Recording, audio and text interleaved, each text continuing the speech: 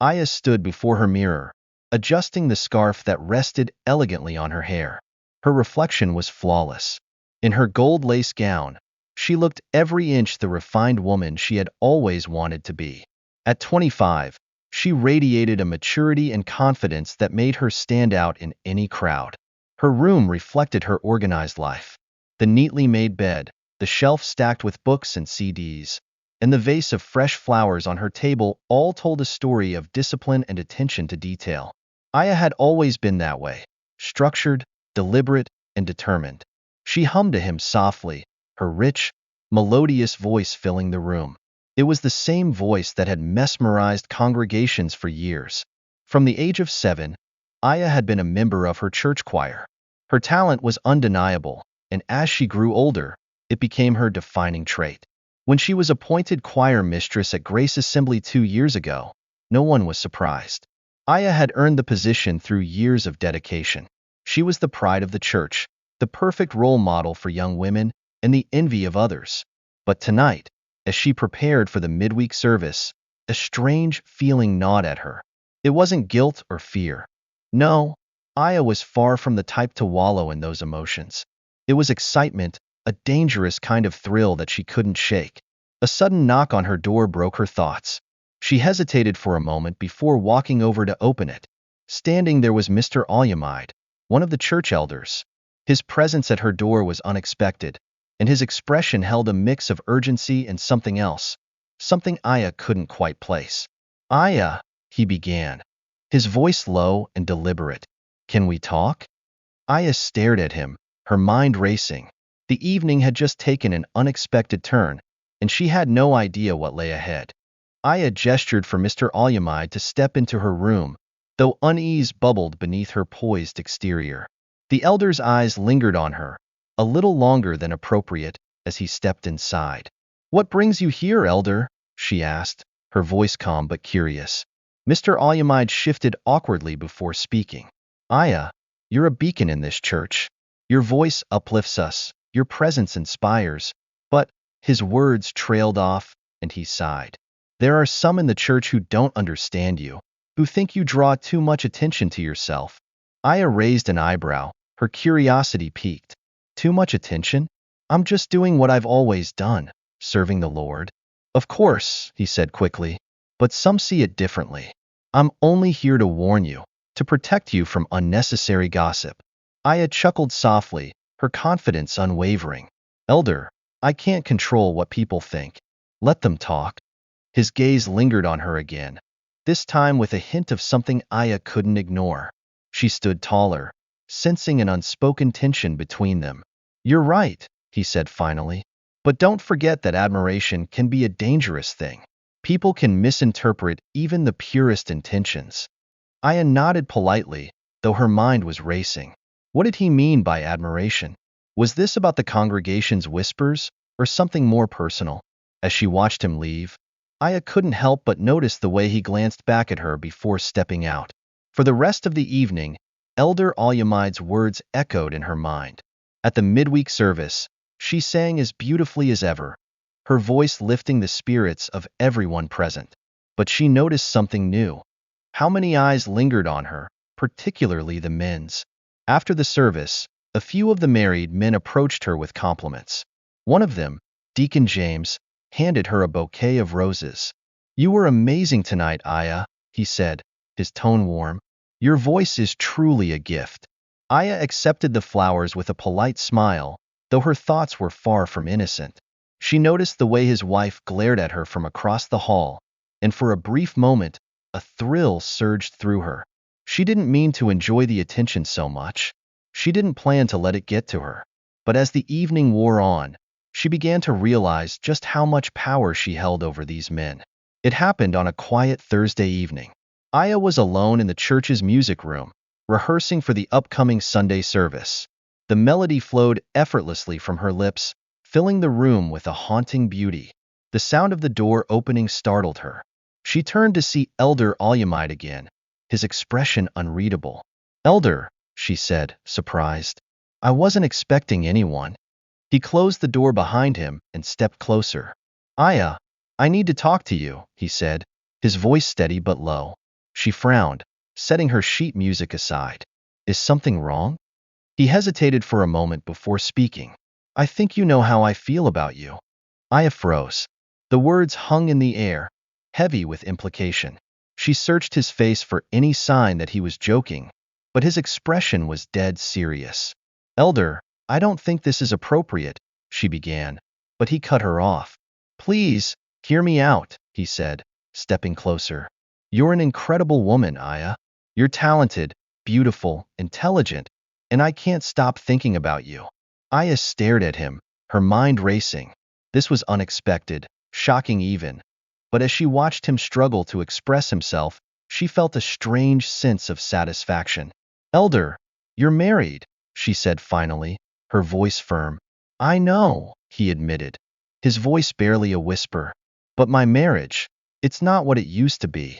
My wife doesn't understand me the way you do. Aya wanted to dismiss him, to tell him to leave and never speak of this again. But instead, she found herself smiling. It was subtle, barely noticeable, but it was enough to encourage him. I should go, he said suddenly, backing away. I'm sorry, Aya. I shouldn't have said anything. As he left the room, Aya sat back down at the piano, her fingers trembling slightly as they hovered over the keys. She should have been angry, disgusted even, but instead, she felt exhilarated. For the first time in her life, Aya realized just how much control she had over the men around her, and she wasn't sure if she wanted to give it up. The events of Thursday evening lingered in Aya's mind, an unsettling mix of exhilaration and guilt. She hadn't sought the attention, or so she told herself. Yet, the memory of Elder Alyamide's confession sent a strange thrill through her. For years, she had been the picture of discipline, the church's golden child, untouchable and pure. But now, a new power simmered beneath the surface, one that she couldn't ignore. By Sunday, the Congregation of Grace Assembly was buzzing with its usual pre-service energy. Aya arrived early, as always, her gold scarf neatly pinned in place. The choir was already gathered in the rehearsal room, their chatter a soothing background hum. As she adjusted the placement of the hymn books, she caught snippets of whispered conversations. Did you see Elder Alyamide last week? He couldn't take his eyes off her. She's too pretty for her own good, that one. Trouble's bound to follow. Aya's smile didn't falter, but her heart raced. She wasn't naive. She had always been aware of the attention she received. But now, it seemed like the whispers were louder, more pointed. Aya, came a voice from behind her. It was Tinny, her closest friend in the choir. Tinny was shorter, with a round, cheerful face that rarely betrayed anger or suspicion.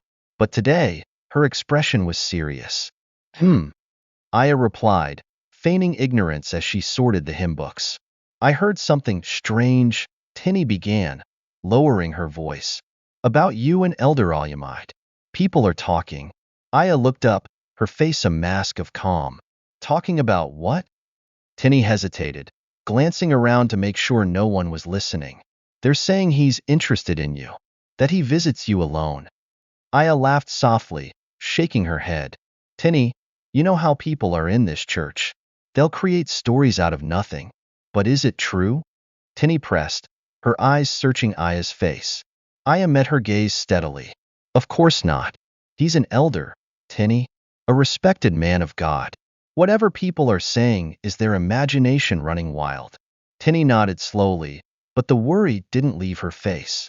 Just be careful, Aya. You're important to this church.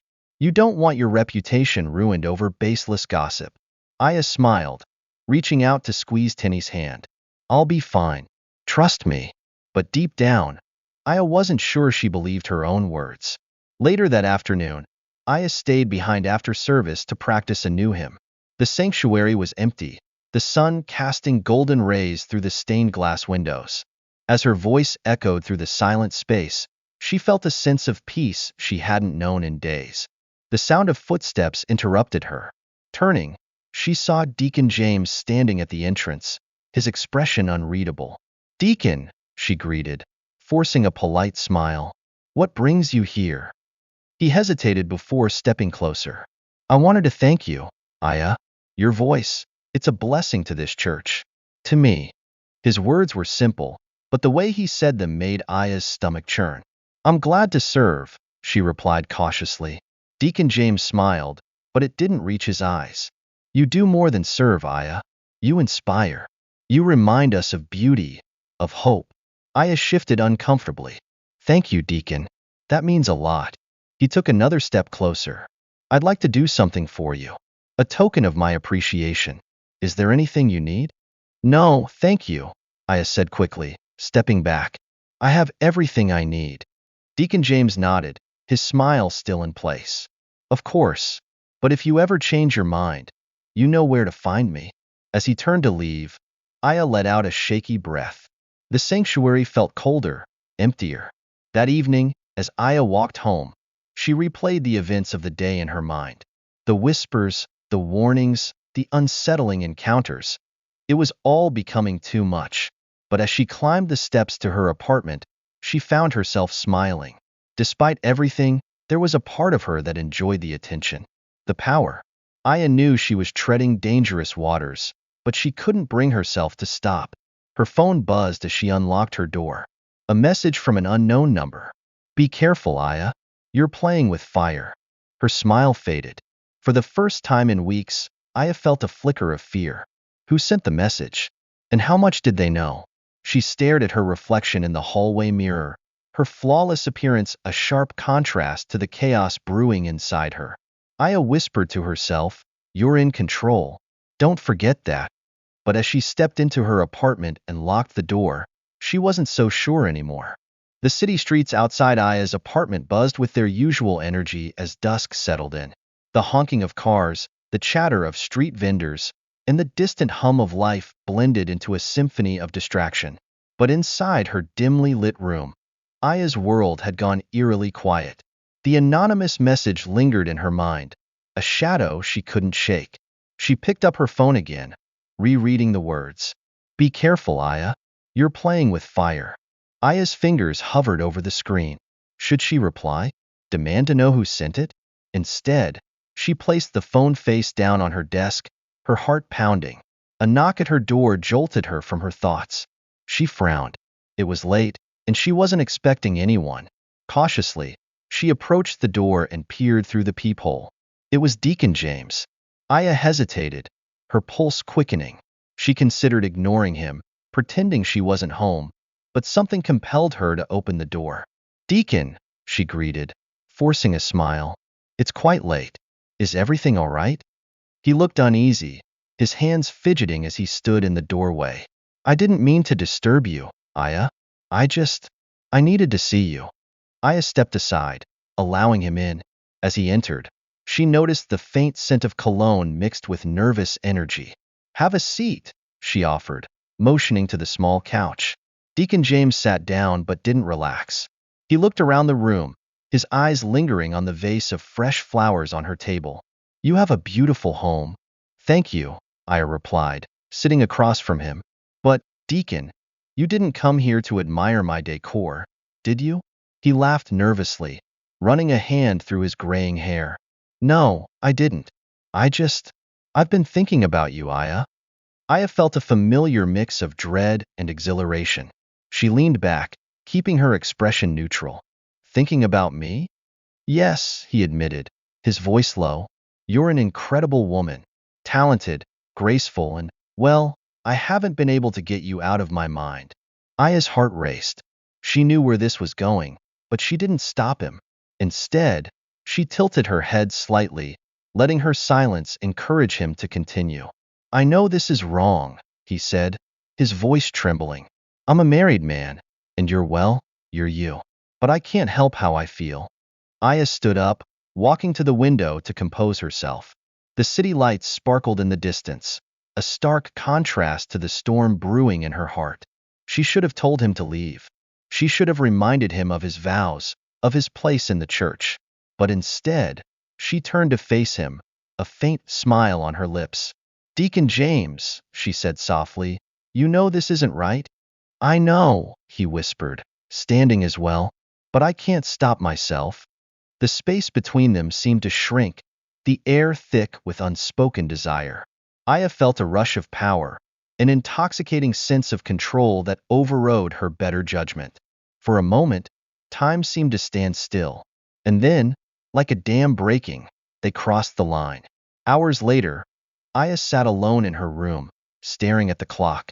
The weight of what had just happened pressed heavily on her chest. Deacon James had left in a hurry, mumbling something about being late for a meeting. She should have felt guilty, ashamed even, but all Aya felt was power. She thought back to the other men in the church, Elder Alyamide, Pastor Adewole, even the stubborn Brother Martins, who had barely acknowledged her presence during choir practice. A thought crept into her mind, unbidden and dangerous. If I can have Deacon James, I can have anyone. Her phone buzzed again, pulling her from her thoughts. This time, it wasn't an anonymous message. It was a text from Elder Alyamide. Are you home? I need to talk to you. Aya stared at the message, a slow smile spreading across her lips. The game had only just begun. Aya reread Elder Alyamide's message, her thoughts tangled in a web of anticipation and danger. She hesitated, her fingers hovering over her phone screen. If she responded, she would only deepen the chaos she had begun to weave. But the thrill, the intoxicating thrill, was irresistible. You can come over, she typed, hitting send before she could second-guess herself. Moments later, a knock echoed at her door. Elder Alyamide wasted no time. He had been waiting nearby, clearly eager to see her. Aya took a deep breath and opened the door, masking her turmoil behind a serene smile. Good evening, Elder, she greeted, stepping aside to let him in. He entered cautiously, his eyes darting around the room before settling on her. Aya, he began, his voice low. I hope I'm not intruding. You're not, she replied smoothly, closing the door. But it's late. What's on your mind? Elder Alyamide sighed deeply, running a hand over his bald head. I shouldn't be here, but I couldn't stop myself. I've been thinking about you ever since we last spoke. Aya leaned against the edge of her table, her posture relaxed but her mind racing. Elder, we've already discussed this. I respect you, but… Please, Aya, he interrupted, stepping closer. Don't push me away. I know what people would think if they knew I was here, but I don't care. I've never felt this way about anyone before. His confession hung in the air, heavy and undeniable. Aya's logical mind screamed at her to stop this, to end it before it spiraled further out of control. But another part of her, the part that relished the power she held, wanted to see how far she could push. Elder, she said softly, her voice laced with feigned innocence. You're a man of God. You have responsibilities, a reputation. Are you sure about this? His face hardened with determination. I've never been more sure of anything in my life. Aya straightened, walking slowly toward him. Her gold scarf shimmered in the dim light, and her steps were deliberate. She stopped just inches away, her eyes locked on his. If you're so sure, she whispered, then prove it. Elder Alyamide's restraint crumbled.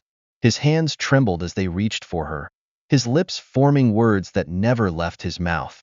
The lines they had both vowed never to cross blurred and then disappeared entirely. Hours later, the silence in the room was deafening. Elder Alyamide sat at the edge of the couch, his head in his hands. Aya watched him from across the room, her expression unreadable. This was a mistake, he muttered, his voice thick with regret. Aya arched an eyebrow, her tone calm. Was it? He looked up at her, his face a mixture of guilt and longing. I've betrayed everything I stand for. My wife, my congregation, God. Aya walked over to him, her footsteps soft against the wooden floor. She placed a hand on his shoulder, her voice soothing. Elder, what's done is done. There's no point in dwelling on it. He stood abruptly, pacing the room. No, Aya, you don't understand. If anyone finds out about this… No one will, she said firmly. This stays between us. He stopped, staring at her. I don't know if I can live with this. Aya crossed her arms, her gaze steady. You made a choice, Elder. Now you have to live with it. His shoulders slumped, and he nodded reluctantly. You're right. But this can't happen again. Aya smiled faintly. Of course. But as she watched him leave, she knew better. The look in his eyes, the way he hesitated at the door. It wasn't over. Not by a long shot. As the night wore on, Aya lay in bed, staring at the ceiling. 2 men in 1 week. 2 respected men of the church, both of whom had succumbed to her charm. She felt a flicker of unease, a whisper of doubt that she quickly silenced. This wasn't just about desire. It was about control, power, and the thrill of breaking the rules. Her phone buzzed again, pulling her from her thoughts. This time, it was Deacon James. "I need to see you again. Soon." Aya's lips curved into a smile. The web she was weaving was growing larger, more intricate, and she was at the center, pulling the strings. But she knew it wouldn't be long before someone tried to cut those strings. The question was, who? The following Sunday, Grace Assembly was unusually vibrant. The choir's harmonious voices filled the sanctuary, and Aya stood at the forefront, her gold scarf gleaming under the morning sun streaming through the stained glass windows. Her voice soared effortlessly above the others, captivating the congregation. As the service ended and people filed out, whispers floated through the air like smoke. Aya caught snippets as she walked past groups huddled in conversation. "Did you see the way Deacon James looked at her? An elder Alumide too? Something's not right. She's always been the golden child, but even gold can tarnish." Aya's smile didn't waver, though her grip on her hymnbook tightened. She felt their eyes on her, admiring, accusing, envying. The whispers followed her like shadows as she exited the sanctuary. In the church hall, a group of women sat in a corner, their voices low but sharp. Among them was Mrs. James, the deacon's wife, her face tight with restrained anger. "That girl thinks she's untouchable," Mrs. James said, her voice trembling. "But mark my words, she'll slip. And when she does, I'll be there." "She's just a young woman enjoying the attention," another woman offered cautiously. Mrs. James scoffed. "Enjoying? She's destroying homes, sowing discord. And everyone is too afraid to call her out because of that voice."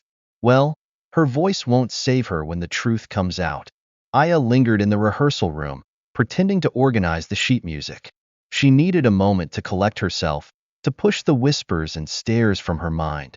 The door creaked open, and Tinny entered, her expression worried. "Aya," she began, closing the door behind her. "People are talking. A lot." Aya didn't look up. "Let them talk. It's not just idle gossip anymore," Tinny said, her voice urgent. "Mrs. James is furious. She's saying—" "I don't care what she's saying," Aya interrupted, her voice cold. She finally turned to face Tinny, her eyes blazing. "I've done nothing wrong." Tinny hesitated. "Aya, have you?" For a moment, Aya's composure faltered, but she quickly regained it, her voice softening. "Tinny, you're my friend. You know me better than anyone. Do you really believe I would?" Tinny sighed, her shoulders slumping. "I don't want to believe it. But people are watching you, Aya. They're waiting for you to slip. Please, just be careful." Aya nodded, her expression unreadable. "I will." Later that afternoon, Aya returned home to find a note slipped under her door. She unfolded it slowly, her heart pounding. "Your secrets won't stay hidden forever." The words were written in bold, angry strokes, the handwriting unfamiliar. Aya's fingers tightened around the paper, crumpling it slightly. Someone knew. But who? Aya's mind raced. Was it Mrs. James, piecing things together from her husband's behavior? Or perhaps Elder Alumide, racked with guilt and unable to keep their encounter to himself? Her phone buzzed, and she snatched it up, half expecting another anonymous message. Instead, it was a text from Pastor Adewale. "Aya, I need to see you. Come to my office tomorrow after choir practice." Aya stared at the message, her pulse quickening. The pastor rarely reached out to her directly. Was this about her role in the choir, or something else entirely? The next day, Aya sat in Pastor Adewale's office, the room's heavy wooden furniture and muted colors amplifying the tension. The pastor, a tall man with a commanding presence, studied her silently for a moment before speaking. "Aya, you've been an incredible asset to this church," he began, his voice measured. "Your voice, your dedication, it's inspired so many." "Thank you, Pastor," Aya replied, her tone careful. "But," he continued, leaning forward slightly. I've been hearing things. Rumors. Whispers that suggest inappropriate behavior. Aya's stomach twisted, but her expression remained calm. Rumors are just that, Pastor. Baseless talk. Pastor Adewale nodded slowly. I want to believe that. But I also need to protect the integrity of this church. If there's any truth to these rumors, Aya, I need you to tell me now. Aya met his gaze steadily, her voice firm. There's no truth to them, Pastor. I've done nothing wrong. He studied her for a moment longer before leaning back in his chair. Very well. But be careful, Aya. People are watching you. And this church, it's not as forgiving as you might think. As Aya walked home that evening, the weight of the pastor's words pressed heavily on her. She had always been in control, always one step ahead. But now, cracks were beginning to form in the carefully crafted facade she had built. Back in her apartment, she sat by the window, staring out at the city lights. The power she had reveled in now felt like a curse, a burden that threatened to consume her. But even as doubt crept in, Aya made a decision. She wouldn't let the whispers, the notes, or even the pastor's warnings break her. Aya was determined to stay in control. But deep down, she knew it was only a matter of time before her world came crashing down. Aya stood before the choir that Wednesday evening, her usual confident demeanor intact. Her gold scarf was perfectly tied, her smile radiant as she gave instructions. Yet, beneath her poised exterior, she felt the weight of unseen eyes and whispered accusations. The choir practice began, and the harmony of their voices filled the room. Aya focused on leading them, her sharp ear catching every misplaced note. But her focus faltered when she noticed Brother Martins, seated at the back, staring at her with an expression she couldn't quite place. Something between suspicion and disdain. As the practice ended, Brother Martins approached her, his tall frame looming.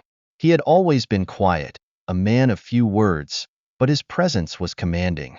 Aya, he said, his tone polite but firm. A word? She nodded, gesturing for him to follow her to a corner of the room. What's on your mind, Brother Martins? He studied her for a moment, his piercing gaze making her uneasy. There's been a lot of talk about you lately. Do you know that? Aya kept her face neutral. I've heard whispers, but that's all they are, whispers.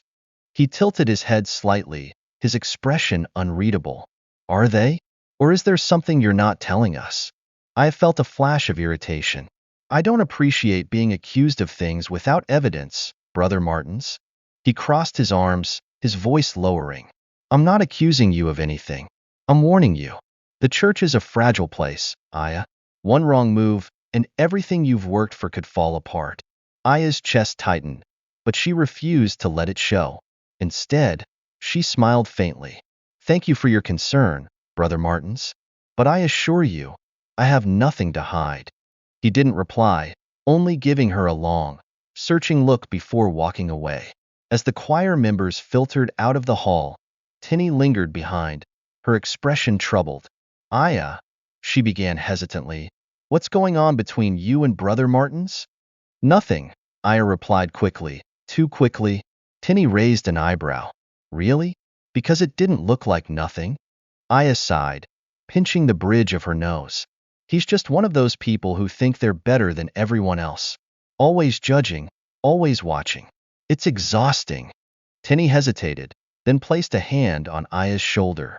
I believe you, Aya, but you need to be careful. People are talking, and not everyone will give you the benefit of the doubt.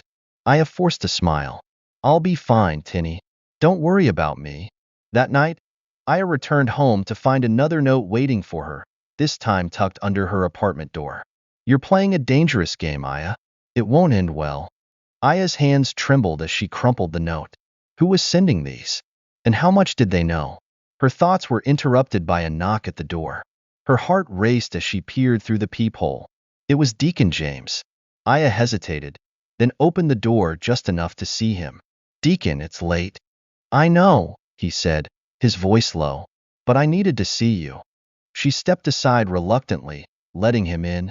His usually composed demeanor was replaced by agitation. What's wrong? She asked, crossing her arms. I think my wife knows, he blurted out. Aya's stomach dropped. What do you mean? She's been asking questions, watching me more closely, and she's been talking to some of the other women in the church. If she finds out, he didn't finish, but the fear in his eyes spoke volumes. Aya took a deep breath, her mind racing. Deacon, you need to calm down. If you act suspicious, she'll only dig deeper. I can't lose everything, Aya, he said desperately. My family, my position in the church, it's all I have. And you won't, she said firmly. But you need to pull yourself together. No one will believe her if we stay calm and keep our distance.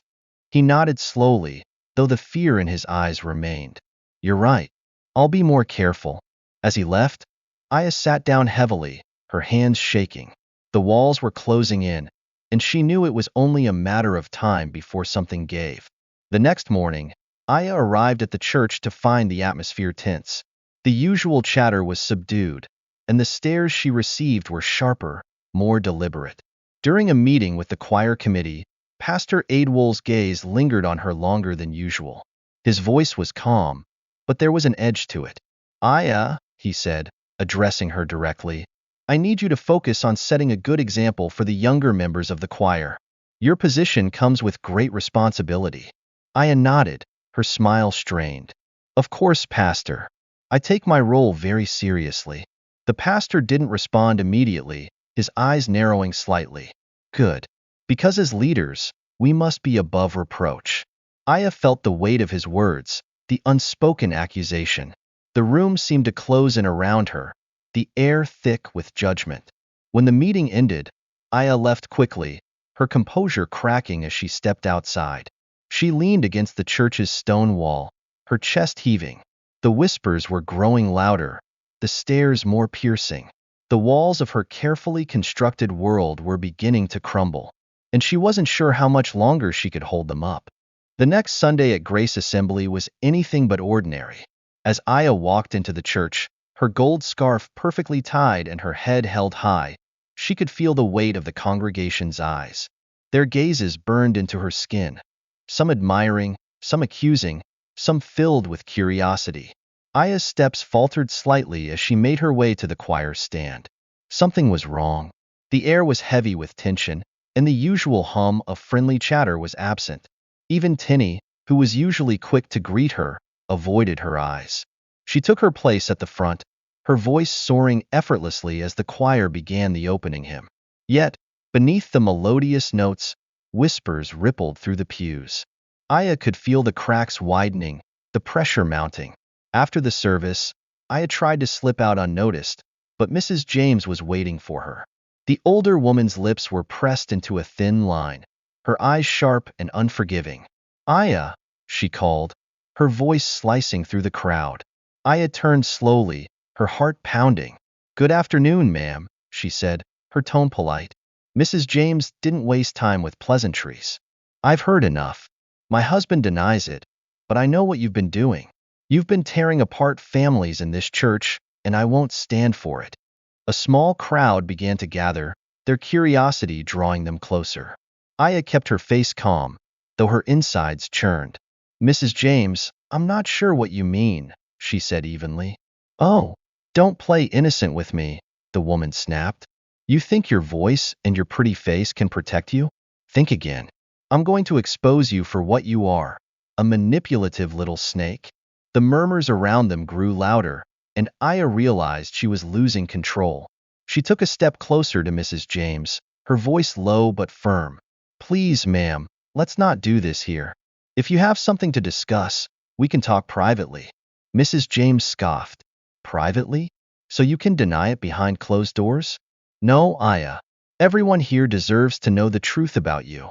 Aya clenched her fists, struggling to keep her composure. The crowd was growing, and she knew the damage would be irreversible if she didn't act fast. Before Mrs. James could say more, Pastor Adewol approached, his tall frame imposing as he stepped between the two women. What's going on here? He asked, his voice calm but commanding. Mrs. James turned to him, her anger spilling over. Pastor, this girl has been seducing the married men in this church, my husband included. She's destroying families. A collective gasp rippled through the crowd, and Aya felt the ground tilt beneath her. Aya, the pastor said, his eyes narrowing as he turned to her. Is there any truth to these accusations? Aya straightened, her voice steady despite the chaos swirling around her. No, pastor. These are baseless accusations. She's lying, Mrs. James shouted. I found messages on my husband's phone. I've seen the way she looks at him, the way he looks at her. Ask her, pastor. Ask her if she's innocent. The pastor held up a hand, silencing the crowd. Enough. Aya, come with me. Mrs. James, I'll speak with you later. In the privacy of his office, Pastor Adewole studied Aya in silence. The tension was suffocating, and Aya felt her carefully constructed facade begin to crack. Aya, he said finally, his voice heavy, I've been hearing rumors for weeks. And now, this public confrontation. I need to know the truth. Have you been involved with any married men in this church? Aya hesitated, her mind racing. She could deny everything, stick to her story, or she could confess, throw herself at the pastor's mercy. No, pastor, she said firmly, meeting his gaze. I haven't done anything inappropriate. The pastor's expression didn't change. If I find out you're lying, Aya, the consequences will be severe. This church is a place of worship, a sanctuary for its members. I won't tolerate anyone tarnishing its reputation. Aya nodded, her heart pounding. I understand, pastor. As Aya left the office, her mind buzzed with fear and anger. Mrs. James had gone too far, and now the entire church was watching her every move. She needed a plan, a way to regain control before everything fell apart. Her phone buzzed as she stepped outside. It was a message from Elder Olyamide. We need to talk.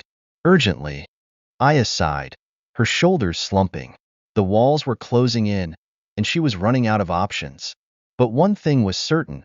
She wasn't going down without a fight. Aya paced the length of her apartment, her phone clutched tightly in her hand. The message from Elder Olyamide replayed in her mind like a siren. We need to talk. Urgently. What could he want? Did he know about Mrs. James' confrontation? Or was he facing his own fallout? Aya debated ignoring the message, but curiosity and fear compelled her to respond. Where should we meet? She typed back. The reply came quickly. At my office. After hours. No one will see us. That evening, Aya arrived at Elder Olyamide's office, the church grounds eerily quiet under the fading sunlight. She glanced over her shoulder before slipping inside, her heart pounding. Elder Olyamide sat behind his desk, his usually calm demeanor replaced by visible anxiety. He gestured for Aya to sit, his eyes darting toward the door. What's going on? Aya asked, her voice steady despite the unease swirling in her chest. He leaned forward, lowering his voice. Mrs. James isn't the only one talking. There's a meeting happening tonight with some of the church leaders. They're discussing you, Aya. Aya's breath caught. Discussing me? Why? He gave her a pointed look. You know why. The rumors, the accusations, they're gaining traction. And after what happened on Sunday, the pastor is under pressure to act. If they find enough evidence against you, Aya, you could be expelled from the choir. Or worse, banned from the church. She sat back, the weight of his words pressing down on her. What do you want me to do? Elder Olyamide hesitated, his gaze dropping to the desk. I don't want to see you humiliated, Aya. You're talented, and you've brought so much to this church. But you need to control the narrative before it spirals out of control. How? She asked, her voice sharp. People are already convinced I'm guilty. How do I fight that? He leaned closer, his voice barely above a whisper. You have to make them doubt the accusers. If Mrs. James is leading the charge, discredit her. Show the church that she has her own flaws, her own agenda. Aya stared at him, a bitter laugh escaping her lips. You want me to play politics in a church? This isn't politics, he said firmly. It's survival. Do you want to lose everything you've worked for? Aya left the meeting with her mind racing. Elder Olyamide's suggestion felt wrong, but what choice did she have? The church was her life, her platform, her identity. Without it, she was nothing. She spent the night crafting a plan, her thoughts a whirlwind of strategies and risks. Mrs. James had made herself an enemy, But Aya wasn't the type to roll over and accept defeat. The following Sunday, Aya arrived at church with her head held high, her confidence seemingly unshaken. But behind her composed exterior, she was playing a dangerous game. She approached Sister Miriam, a well-known gossip in the congregation, and struck up a casual conversation. Aya skillfully steered the topic toward Mrs. James, dropping subtle hints about the deacon's wife being overly controlling and prone to jealousy. "Did you know she once accused another sister of trying to steal her husband?" Aya said with a light laugh. "I guess she's just protective, but it's a bit much, don't you think?" Sister Miriam's eyes sparkled with interest, and Aya knew the seed had been planted. Over the next few days, rumors about Mrs. James began to spread. Some questioned her credibility, others her mental stability. Aya felt a pang of guilt as she heard the whispers, but she pushed it aside. This was about survival. Meanwhile, Aya made a show of her innocence, doubling down on her role in the church. She attended every service, volunteered for extra duties, and even led a small Bible study group. Her actions painted a picture of dedication and virtue, a stark contrast to the accusations against her. But not everyone was convinced. Tinny confronted Aya after choir practice one evening, her eyes filled with disappointment. "Aya, what are you doing?" "What do you mean?" Aya asked, feigning ignorance. "You're turning this into a war," Tinny said, her voice trembling. "Spreading rumors about Mrs. James, trying to manipulate people. It's not right." Aya's expression hardened. "She started this, Tinny. She attacked me in front of the entire church. What was I supposed to do? Sit back and let her ruin me?" "You could have told the truth," Tinny said softly. Aya laughed bitterly. "The truth? The truth doesn't matter here, Tinny. People believe what they want to believe. I'm just giving them a different story." Tinny shook her head, tears brimming in her eyes. "You're losing yourself, Aya. This isn't who you are." Aya didn't respond, her chest tightening as Tinny walked away. That night, Aya received another note, this one more threatening than the last. "You think you're smart, but we're watching you. Your time is running out." Aya stared at the words, her hands trembling. The walls were closing in again, and this time, she wasn't sure she could hold them up. Aya had spent the night tossing and turning, the weight of the threats and rumors pressing heavily on her chest. The note had sent chills down her spine. There was someone out there who knew too much. But who? And why were they targeting her? The following morning, as she walked into the church for the Sunday service, Aya's mind was far from the hymns or the congregation she once adored. She had a growing suspicion that someone within the church was pulling the strings behind the scenes. The whispers, the notes, it was too coordinated to be random. She pushed through the heavy church doors, her usual composed exterior carefully maintained. But even the simplest act of walking through the familiar halls felt like a battle. Every step was an attempt to keep her grip on the fragile semblance of normalcy. As she reached the choir stand, she saw Tinny standing in the corner, talking to someone with a look of concern on her face. Aya's stomach churned. Was Tinny involved in this betrayal, too? Was she the one spreading the rumors about her? She tried to shake the thought away, but it lingered like a shadow. The service began, but Aya couldn't focus. She felt as though every word of the sermon was aimed at her, as if Pastor Adewole was subtly condemning her from the pulpit. The tension in the air was palpable. Mrs. James sat in the front row, her eyes narrowed, a faint smirk playing on her lips. Aya clenched her fists, her nails digging into her palms. When the service ended, Aya tried to slip away, but she was intercepted by Elder Alyamide. His usual calm demeanor was gone, replaced by something closer to panic. "Aya," he said, his voice low and urgent, "you need to come with me. Now." Aya's heart skipped a beat. "What's going on?" "Just follow me," he said, grabbing her arm and pulling her toward the back of the church. Aya was led to a small, dimly lit room in the church's administration wing. It was sparsely furnished, the only items in the room being a desk, a few chairs, and a stack of files. "Sit," Elder Alyamide instructed. Aya obeyed, her mind racing. Was this it? Had the church finally decided to take action against her? He closed the door behind him and turned to face her, his expression unreadable. "There's something you need to know, Aya." Something about the person behind all of this. Aya's breath caught in her throat. What are you talking about? I've been looking into the rumors, trying to piece things together, he said, his voice low. And I've discovered something unexpected. He reached into a drawer and pulled out a folder, handing it to her. Aya opened it, her hands trembling as she scanned the contents. Photos, messages, notes, and at the center of it all, a name. Penny. Aya froze. She felt the room tilt beneath her, her vision swimming. No, this can't be true. Elder Olyamide nodded grimly. I'm afraid it is. Tinny has been the one feeding information to Mrs. James, possibly even orchestrating the entire thing. Aya could barely breathe. The betrayal stung deeper than anything she had experienced before. She had trusted Tinny. She had confided in her, shared her secrets, and now she had been stabbed in the back. Why would she do this? Aya whispered, the pain in her chest nearly suffocating her. I don't know. But it's clear that she's been playing both sides. And now it's time for you to decide how you want to respond. Do you confront her, or do you let this spiral out of control? Aya's mind raced, a storm of emotions overwhelming her. This was her best friend, her confidant. How could Tinny do this to her? The days that followed were filled with tension. Aya found it hard to look Tinny in the eye. She avoided the younger woman at all costs, retreating into the sanctuary of the choir and her own apartment. But the weight of the secret gnawed at her. Finally, after days of silence, Aya could take it no longer. She confronted Tinny in the church's parking lot late one evening, the fading light casting long shadows over the two women. Tinny, Aya said, her voice trembling with a mix of anger and betrayal. Why? Why would you do this to me? Tinny's face was pale, her eyes avoiding Aya's gaze. I didn't want to. Aya, I was trying to protect you.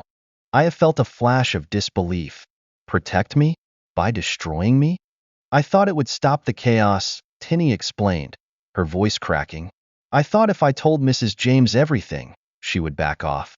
I didn't know it would get this out of hand. Aya shook her head, her heart breaking.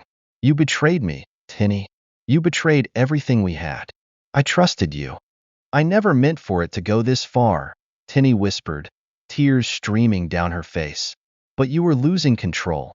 I was just trying to help you before you made a bigger mistake. Aya took a step back, her chest tightening. You should have told me. You should have trusted me enough to come to me. Tinny's shoulders trembled with quiet sobs. I was scared, Aya.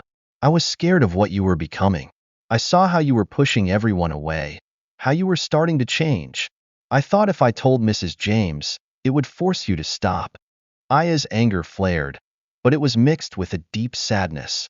You thought exposing me would fix everything? You were just as desperate as I was, but you didn't understand the consequences. Tinny reached out, but Aya pulled away, unable to look at her. I don't know if I can forgive you, Tinny. You've done something that can't be undone. Tinny nodded, her face a mixture of guilt and sorrow. I know. I'm sorry. I didn't want to hurt you. That night, Aya sat alone in her apartment, the quiet eerily deafening. The betrayal cut deep, and she wasn't sure what to do next. She couldn't go back to the way things were, but neither could she keep spiraling out of control. In the end, Aya knew one thing for certain. She couldn't trust anyone. Not anymore. And as she stared at her reflection in the mirror, she realized she was no longer the girl who had once been admired for her voice. She was someone else now, someone willing to fight for survival, no matter the cost. The days that followed Aya's confrontation with Tinny felt like a blur, as if time itself was moving too quickly for her to grasp. Every moment was consumed by the weight of the betrayal, and she could barely find the strength to face the world outside her apartment. The walls that had once felt like home now felt like a cage, trapping her inside with the guilt and anger that churned in her chest. Tinny's apologies echoed in her mind, but they couldn't undo what had been done. The damage was already done. The trust they had built, the bond they shared, was shattered beyond repair. Aya had no choice but to move forward. But how? She couldn't afford to let the rumors, the whispers, the accusations take her down. This was her life, her reputation, her career as the choir mistress. The church was everything to her. and she wasn't about to let it all crumble. Sunday came, and Aya knew she had to face the congregation.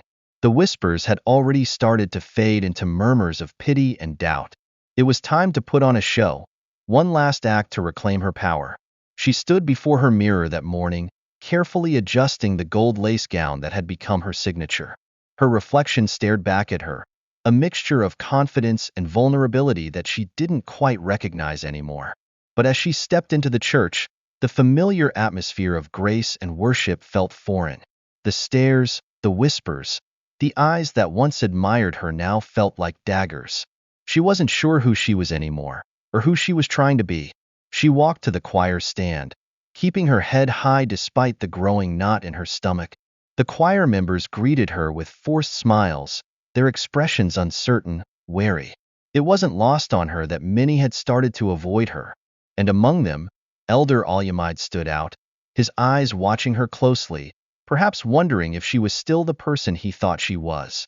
The service began, and Aya stood with her choir, singing as though nothing had changed. But her voice, once rich and commanding, now felt hollow, as if the weight of her actions was leaking through every note. Her eyes searched the congregation, landing briefly on Mrs. James, who sat in the front row with an expression of quiet satisfaction. Aya could feel her gaze like a blade, but she refused to show weakness. Later that day, after the service, Aya retreated to her office, her sanctuary of solitude. She sat behind her desk, her fingers tapping absently against the wood as she tried to sort through her thoughts. Her phone buzzed, breaking the silence. It was a message from Elder Alyamide. "We need to talk. It's urgent." Aya felt a pang of unease. She had no idea where this conversation might lead, but she knew it couldn't be good. She quickly left the office and made her way to his private quarters. Elder Alyamide's expression was grave when she arrived. He didn't waste any time. "Aya, I've been trying to help you," he began, his tone serious. "But this has gone too far. There's talk that the board is considering suspending you from your position as choir mistress. People are losing faith in you. They're saying your actions are a reflection of the church's leadership." I have felt a surge of panic. "What are you saying?" "I can't." He held up a hand to stop her. "I'm saying that if you don't do something, you might lose everything.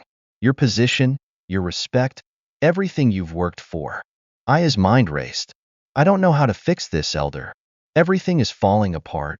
He leaned forward, his eyes intense. "You need to take control, Aya. The board doesn't want to see you crumble, but they also don't want this scandal to get worse. If you can prove to them that you're still the person they once believed you to be, maybe, just maybe, you'll have a chance." Aya nodded, trying to steady her breathing. "But how do I do that?" "You need to make a public statement, confess what you've done, show that you're taking responsibility," he suggested. "You can't deny the truth anymore. But if you're sincere, if you show genuine remorse, you might be able to regain their trust." Aya felt the weight of his words sink in. This was the moment of reckoning. She could either bury herself deeper into the lies and manipulations, or she could come clean and risk losing everything. But there was no middle ground. The following day, Aya stood before the congregation once more. The weight of the church's judgment pressed on her shoulders, and her palms were slick with sweat. She had decided, no more lies, no more games. It was time to come clean. Pastor Adewole stood beside her, his expression unreadable as he placed a hand on her shoulder for support. Aya took a deep breath, her voice trembling at first as she spoke to the congregation. "Brothers and sisters, I stand before you today, not as the choir mistress you once knew, but as a person who has made mistakes. I've allowed myself to get caught up in things that I shouldn't have. I've hurt people I care about, and I've let my ambition and my ego cloud my judgment." The room was eerily silent as she spoke, her words hanging heavy in the air. She could feel the eyes of the congregation on her, some filled with judgment, others with pity. But she kept going. "I'm not asking for your forgiveness. I'm not asking you to forget what I've done, but I am asking for the opportunity to prove that I can be better. I can change, and with God's grace, I will." As she finished speaking, there was a long pause before the pastor spoke. "Aya has made a brave decision to speak truthfully before all of us," he said, his voice filled with a mixture of authority and compassion. We all have our flaws, our sins, and it is through humility that we find redemption. Let us all remember that forgiveness is not for us to give lightly, but for the grace of God to bestow upon us. The congregation remained silent, but a few faces softened, the tension in the room dissipating slightly. Aya knew that this wasn't the end of the road. This was just the beginning. That night, as Aya sat alone in her apartment, she reflected on the days that had passed. She had finally taken the first step toward regaining her honor, but she also knew that the hardest part was yet to come. The road to redemption was long, and many in the church would never forgive her for her actions. But one thing was certain. Aya was no longer the woman who had been consumed by her ambition and desperation. She was someone else now, someone who had been broken, but was ready to rebuild. And though the road ahead was uncertain, Aya was ready to face whatever came next.